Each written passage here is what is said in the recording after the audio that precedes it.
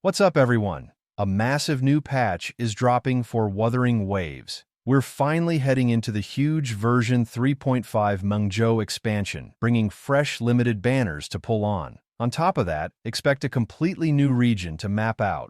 Main story chapters, limited time events, massive quality of life optimizations, freebies, and tons of gameplay to sink your teeth into. So, in this video, I'm breaking down everything launching later this week, plus a full roadmap of what's coming across all of version 3.5. And by the way, if you want to stay on top of all things Wuthering Waves, make sure to drop a like, hit subscribe, and ring that bell. We are closing in fast on version 3.5, and a massive wave of fresh details is going to drop right before the patch goes live. Let's jump straight back into it because we have an absolute mountain of content on the way for the first phase of version 3.5.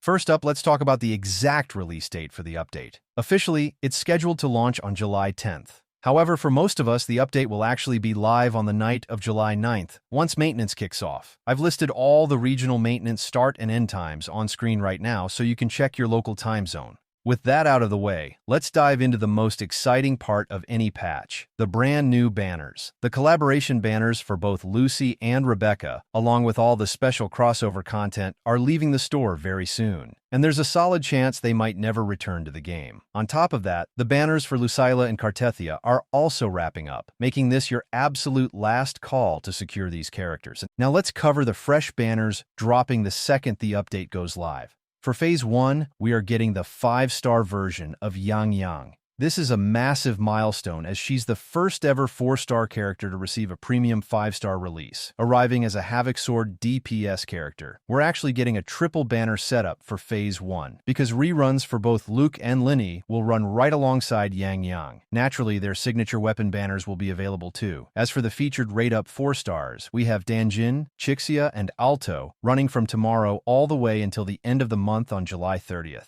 We're also getting a unique special rerun banner format featuring up to 6 1.x characters. There is a matching weapon version of this banner too, meaning anyone who has been waiting to grab Yinlin's signature weapon can finally do so. It functions just like a selector banner. You pick the specific character or weapon you want to target, and then you pull under the standard 50-50 rates. There's also an incredible special event tied directly to this rerun banner. Your very first 10 pull on it is completely free. On top of that, simply by pulling on the banner, you can earn up to 21 Radiant Tides back as a rebate. When you factor in the free multi and the currency cashback, hitting your 50-50 effectively costs you around 50 pulls instead of the usual 80. So to recap, Phase 1, we have the 6-character selector rerun pool, 6 signature weapons, and the main triple banner featuring Yang Yang, Luke, and Linite. Phase 2 is also looking incredibly stacked, but we'll save that breakdown for another video. Now let's look at the new content and limited events heading our way throughout the rest of version 3.5.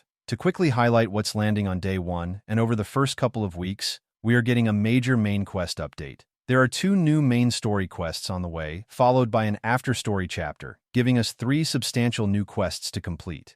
This is going to provide a great chunk of gameplay and a healthy stack of pulls. We're also getting brand new outfits. Both Liney and Chixia are receiving new cosmetics in 3.5. You can pick these up from the store at a discounted price of 1,980 Lunites until the end of the 3.5 patch, after which they will revert to their standard price of 2,480 Lunites. Next up is the star of the show, the brand new Mengzhou region. It looks absolutely incredible and is going to offer tons of exploration and chest rewards. Early data shows that fully clearing this new area entirely free to play will net you between 2,000 and 3,000 astrites just from exploration alone. For endgame updates, we have a brand new cycle for the End State Matrix gameplay, which will serve as our new endgame reset. We're also getting a brutal new tactical hologram challenge featuring Denia. Moving into the limited time events, let's quickly run through the Phase 1 calendar. First up is Tacit Crisis, dropping on July 11th. That's just 3 days from now, and 1 day after the patch officially drops. Clearing this will reward a massive 1,200 astrites alongside a ton of upgrade materials. Next is Gift After Tune, our standard 7-day login event.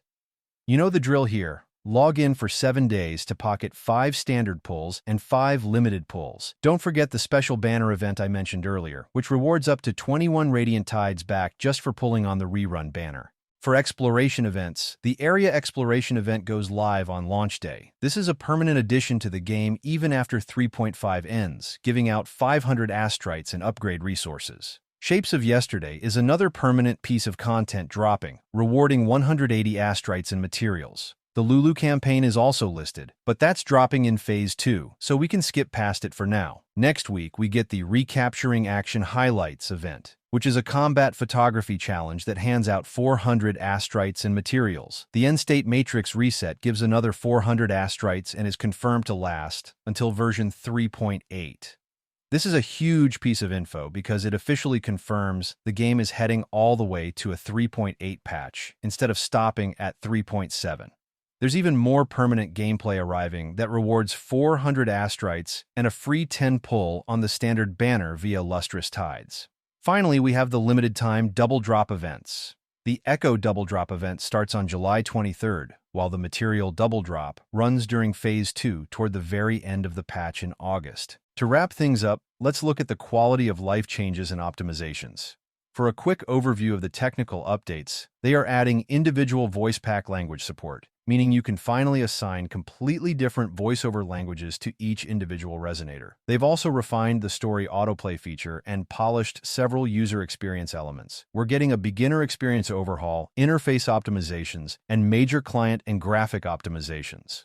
These performance updates are great to see, especially since they are upping the graphics and introducing such a massive new landmass in 3.5.